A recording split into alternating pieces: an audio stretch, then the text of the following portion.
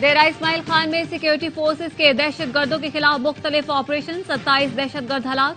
ISPR के मुताबिक security forces के दराजंदा में इंटेलिजेंस बेस्ड ऑपरेशन के दौरान 17 दहशतगर्द मारे गए, ठिकाने तबाह। कोलाची में 4 दहशतगर्द हलाक।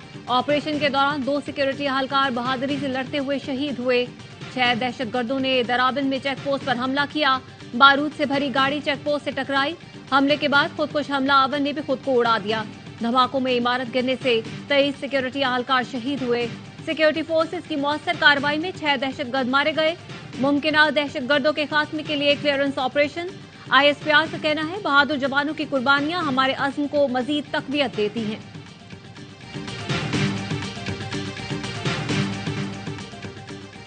इस्लामाबाद हाई कोर्ट ने अल अज़ीज़िया रेफरेंस में नवाज शरीफ को बरी कर दिया। सजा के खिलाफ साबिक वज़ीर-ए-आज़म की अपील मंजूर।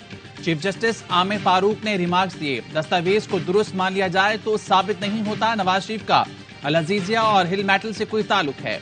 वाजिद ज़िया तो खुद मान रहा है कि मिल्कियत साबित करने का सबूत नहीं, मफरूजे पर तो कभी सजा नहीं होती है। दौरान समाअत नैब प्रोसिक्यूटर ने कहा, वाजिद ज़िया ने नतीजा अक्स किया, नवाज शरीफ ही असल मालिक हैं। हमारा केस ही वाजिद ज़िया के नतीजे की बुनियाद पर है। एहतसाब अदालत इस्लामाबाद ने 24 दिसंबर 2018 को अल अज़ीज़िया स्टील मिल्स रेफरेंस में 7 साल कैद और जुर्माने की सजा सुनाई थी। नवाज शरीफ एवनफील्ड रेफरेंस में पहले ही बरी हो चुके हैं। नवाज शरीफ की नाअहली आज खत्म हो गई। नवाज शरीफ अदालत से सुरखरू हुए। नून लीग रहनुमा आजम नज़ीर तारड़ का रद्द-ए-अमल। मरियम औरंगजेब ने ट्वीट किया, जाली मुकदमात की हकीकत अवाम के सामने आ गई। इंसाफ मिलते मिलते 7 साल गुजर गए। नवाज शरीफ चौथी बार फिर अवाम के वोट से वजीर आजम बनेंगे। मुल्क व कौम की तरक्की का सफर वहीं से शुरू होगा जहां रुका था। वजीर आजम नवाज शरीफ, पाकिस्तान को मुबारक हो, अच्छा वक्त आएगा।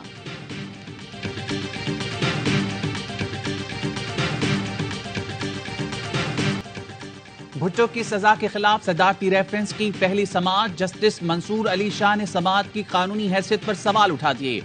जस्टिस मंसूर ने कहा, हकाइक की बुनियाद पर फैसले को हाथ भी नहीं लगा सकते। सुप्रीम कोर्ट भुट्टो केस में फैसला सुना चुकी है और नजरसानी भी खारिज हो चुकी है। खत्म हुए केस को दोबारा कैसे देख सकते हैं? बताएं, केस में कानूनी सवाल क्या है? चीफ जस्टिस ने कहा, साथी जज ने इंतहाई अहम नौयत के 2 सवाल उठाए हैं, एक आईनी और दूसरा फौजदारी। इस पर अदालती मुआवनत की जरूरत पड़ेगी। वकील फारूक एच नाइक ने कहा, नसीम हसन शाह ने टीवी इंटरव्यू में तस्लीम किया, उन पर दबाव था। उन्होंने कहा, मार्शल लॉ वालों की बात माननी पड़ती है। मैं इंटरव्यूज का ट्रांसक्रिप्ट और वीडियोस पेश करूंगा। जस्टिस मोहम्मद अली मजहर ने नुक्ता उठाया। फैसले में 3 जज भी और थे। जो कुछ जस्टिस नसीम हसन शाह ने इंटरव्यू में कहा, क्या उसे कानूनी सवाल बनाया जा सकता है? जस्टिस नसीम हसन शाह इख्तिलाफ कर सकते थे तो उन पर क्या दबाव था? समाअत के दौरान आसिफ जरदारी और बिलावल भुट्टो सुप्रीम कोर्ट में मौजूद। बदकिस्मती से जुल्फिकार भुट्टो की सजा से मुतालिक सदारती रेफरेंस 11 साल से सुना ही नहीं गया। इस रेफरेंस पर फैसला होना जरूरी है। सदारती रेफरेंस पर समाअत के दौरान चीफ जस्टिस काजी फायज ईसा के रिमार्क्स। समाअत जनवरी तक मुलतवी कर दी। मुख्तसर हुक्मनामा लिखवाते हुए कहा, हाई कोर्ट का अदालती दायरा इख्तियार देखा जाएगा कि कत्ल केस बराह रास्त कैसे सुना। अदालत वादा माफ गवाहों के बयानात और हकायक पर भी मुआवनत चाहती है। जुल्फिकार भुट्टो के बुरसा में कोई भी फरीक बनने की दरख्वास्त दे सकता है। अदालत ने साबिक चीफ जस्टिस नसीम हसन शाह और जस्टिस दुर्राब पटेल के इंटरव्यूज के मुकम्मल ट्रांसक्रिप्ट भी तलब कर लिए। जस्टिस रिटायर मंजूर मलिक को अदालती मुआवन मुकर्रर करने का फैसला। दीगर मुआवनीन से भी राय तलब की जाएगी। अहमद रजा कसूरी ने रजा रबानी के नाम पर एतराज उठाते हुए कहा, अदालती मुआवन गैर जानिबदार होना चाहिए।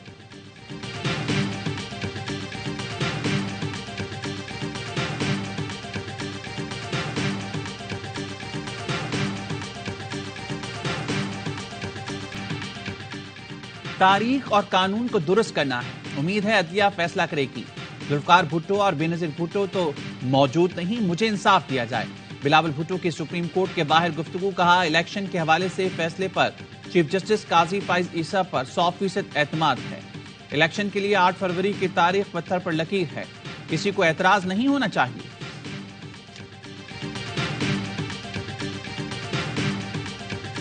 मौजूदा सेटअप 2 साल जारी रहना चाहिए। मईशत की मुकम्मल बहाली के लिए पॉलिसियों का तसलसल जरूरी है। नेगरा वजीर आजम से कारोबारी शख्सियात से मुलाकात की अंदरूनी कहानी सामने आ गई। जराये के मुताबिक मुलाकात में ताजिरों की अक्सरियत ने नेगरा सेटअप को जारी रखने का मुतालबा किया। अनवारुल हक काकड़ ने चंद रोज कबल पाकिस्तान स्टॉक एक्सचेंज कराची का दौरा किया था।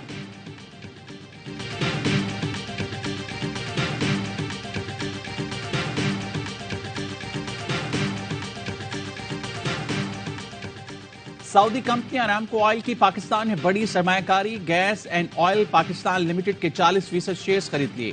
ब्लूमबर्ग का कहना है अरामको कंपनी के पाकिस्तानी फ्यूल रिटेल मार्केट में ये पहली सरमायाकारी है। Gas and oil Pakistan limited company की पेट्रोल पंप चेन और लुब्रिकेंट्स ऑयल का बिजनेस है। कंपनी के रिटेल स्टेशन के जरिए अरामको अपनी रिफाइंड मसनूआत फरोख्त करेगा। साइफर केस की अडियाला जेल में समाअत। बानी चेयरमैन पीटीआई और शाह महमूद पर फर्द जुर्म कल आयद की जाएगी। जज ने रिमार्क्स दिए, आउट ऑफ द वे जाकर रिलीफ दिया। मेरिट पर जिसका जो हक बनता है दिया जाएगा। वकील सलमान सफ्दर ने कहा, जल्दबाजी और उजलत में आगे बढ़ रहे हैं, ऐसा ना किया जाए। जज ने कहा, कोई पॉइंट बता दें कहां जल्दी हुई या उजलत दिखाई गई। जो भी फैसला करेंगे मेरिट पर करेंगे। नकूल की फराहमी के बाद 7 दिन थे, एतराज क्यों नहीं उठाया। प्रोसिक्यूटर ने कहा, हाई कोर्ट ने अदालत को समाअत से नहीं रोका। अदालत फर्द जुर्म आयद करने की कार्रवाई मुकम्मल करे।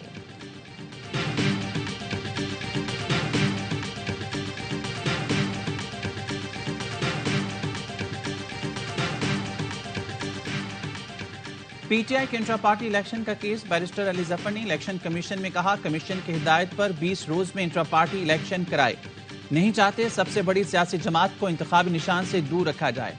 चेयरमैन पीटीआई बैरिस्टर गौहर ने कहा, इलेक्शन कमीशन आज ही हमारे सर्टिफिकेट जारी करे।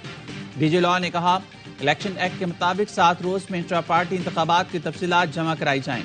इलेक्शन कमीशन मुतमईन होगा तो सर्टिफिकेट जारी करेगा। अकबर एस बाबर ने कहा, पीटीआई ने जो कागजात दिए वो हमें भी दिए जाएं, फिर अच्छे दलाइल दे सकेंगे।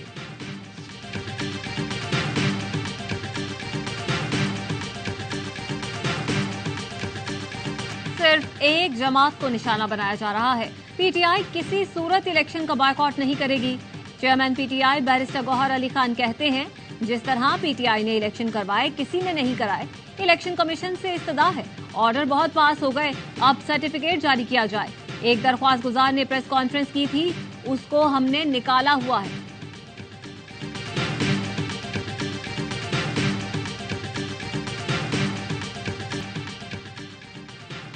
मुल्क 2018 जैसे इंतखाबात का मुतहामिल नहीं हो सकता। बानी पीटीआई को जबरदस्ती लाकर बिठाने का नतीजा हम भुगत रहे हैं। एमकेएम रहनुमा मुस्तफा कमाल की प्रेस कॉन्फ्रेंस कहा, 2023 में जो सिंध में बल्दियाती इलेक्शन हुए वो मजाक था। ऐसे बल्दियाती इलेक्शन कराने पर सूबाई इलेक्शन कमिश्नर को गिरफ्तार करना चाहिए था।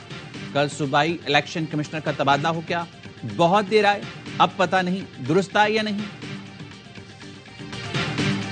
इसराइली फोर्सेस की गजा में वहशियाना बमबारी। 24 घंटे में मजीद 200 फलस्तीनी शहीद। रफा में इसराइली तैयारों ने 2 घरों को निशाना बनाया। 24 निहत्ते फलस्तीनी शहीद हो गए। शहीद होने वालों में 7 बच्चे भी शामिल हैं। खान यूनस में एक गाड़ी पर मिसाइल से हमला, 7 मुसाफिर शहीद हो गए। नुसीरात कैंप में भी एक घर पर बमबारी की गई। इसराइली फोर्सेस मुसलसल अस्पतालों को निशाना बना रही है। कमाल उद्वान अस्पताल पर हमले में 2 खवातीन शहीद हो गईं।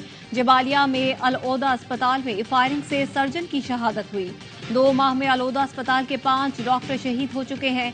शहीद फलस्तीनियों की तादाद 18,200 हो गई, 50,000 जख्मी। गजा में इसराइल की बमबारी से अल जजीरा टीवी के रिपोर्टर अनस अल शरीफ के वालिद शहीद हो गए। अरब मीडिया के मुताबिक इसराइली फौज ने जबालिया कैंप में अनस के मकान को रॉकेटों से निशाना बनाया। इसराइली फोर्सेस ने नवंबर में सहाफी अनस को धमकीआमेज पैगाम भेजा था और जंग की कवरेज करने से रोका था। 7 अक्टूबर से अब तक इसराइल के हमलों में 86 सहाफी और मीडिया वर्कर्स शहीद हो चुके हैं।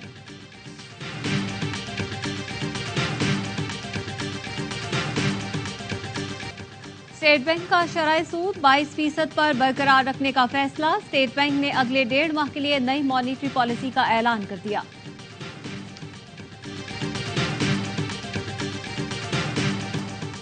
मेयर कराची के खिलाफ तहरीक अदम एतमाद की तैयारी शुरू कर दी। अमीर जमात इस्लामी कराची हाफिज नईमुर रहमान कहते हैं, सिंध में पीपल्स पार्टी की हुकूमत नहीं बनेगी। इस बार पीपल्स पार्टी लोगों को भी नहीं उठा सकेगी। मुर्तजा वहाब का रद्दअमल, बोले जमात इस्लामी को मुर्तजा वहाब और सलमान अब्दुल्ला पसंद नहीं तो बयान के जरिए नहीं बल्कि अमली तौर पर तहरीक अदम एतमाद ले आएं, अपने नंबर्स पूरे कर लें, लग पता जाएगा। मेयर कराची मुर्तजा वहाब ने इब्राहिम हैदरी से बतौर यूसी चेयरमैन ओहदे का हलफ उठा लिया। डिप्टी मेयर सलमान अब्दुल्ला मुराद ने मलिर की यूसी से बतौर चेयरमैन ओहदे का हलफ उठाया। कराची के इलाके मच्छर कॉलोनी में गुज़श्ता रोज फायरिंग से जा बहक एमकेएम कारकुनों की नमाज जनाजा अदा। खालिद मकबूल सिद्दीकी, मुस्तफा कमाल, अमीनुल हक, अनीस कायम खानी की शिरकत।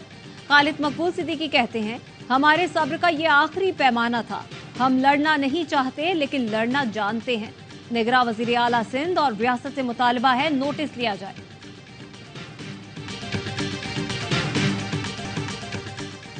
सक्खर की इंसदाद दहशतगर्दी अदालत में सहाफी जान मोहम्मद महर कत्ल केस की समाअत।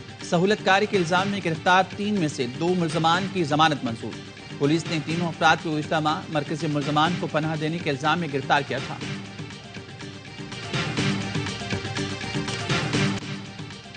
कंबर के नवाही इलाके में सैलाब जदगान के खेमे में आग लग गई। झुलस कर 3 बच्चे जाँ बहक, 4 जख्मी। रेस्क्यू जराये के मुताबिक आग मोमबत्ती की वजह से लगी।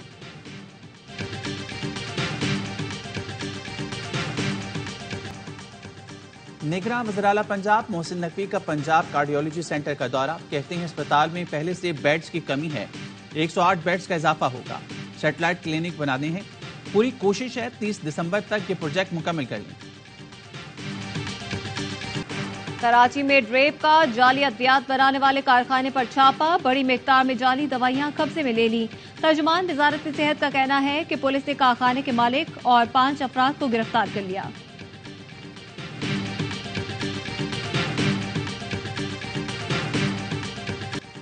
फौजदार कस्टम्स की कार्रवाइयां। 5 करोड़ रुपए से ज्यादा मालियत का गैर मुल्की सामान बरामद। कोस्ट से बरामद सामान में खुर्दनी अशिया, चॉकलेट, बिस्किट, केक, टॉफियां, शैम्पू शामिल। विंदर में एक और कार्रवाई में बस से गैर मुल्की सिगरेट और भारतीय गुटखा बरामद कर लिया गया।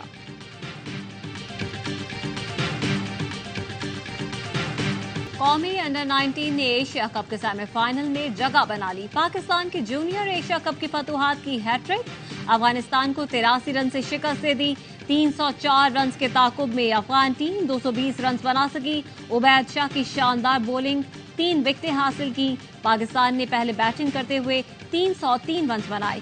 शाहजेब खान ने 79, रियाजुल्लाह ने 73 रन बनाए। ओपनिंग बैटर शामिल हुसैन ने 75 रन की तेज इनिंग्स खेली।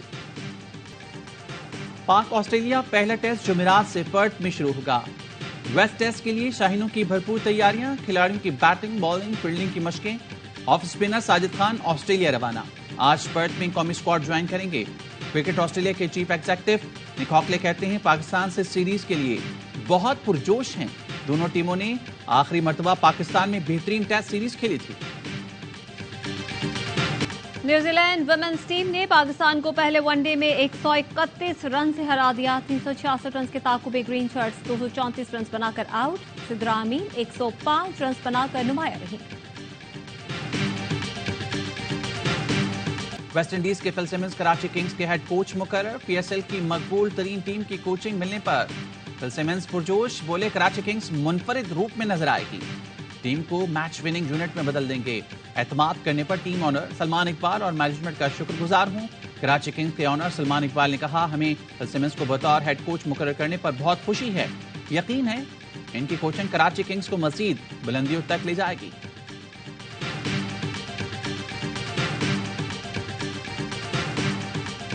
गोल्स की next century. Superstar footballer Ronaldo ने रवा साल अपना 50वां गोल दाग दिया। सऊदी प्रो लीग में अल नसर ने अल शबाब को 5-2 से पिछाड़ दिया। रोनाल्डो के अलावा सायो माने, फोफेन, अब्दुल रहमान और मारान ने भी एक-एक गोल किया।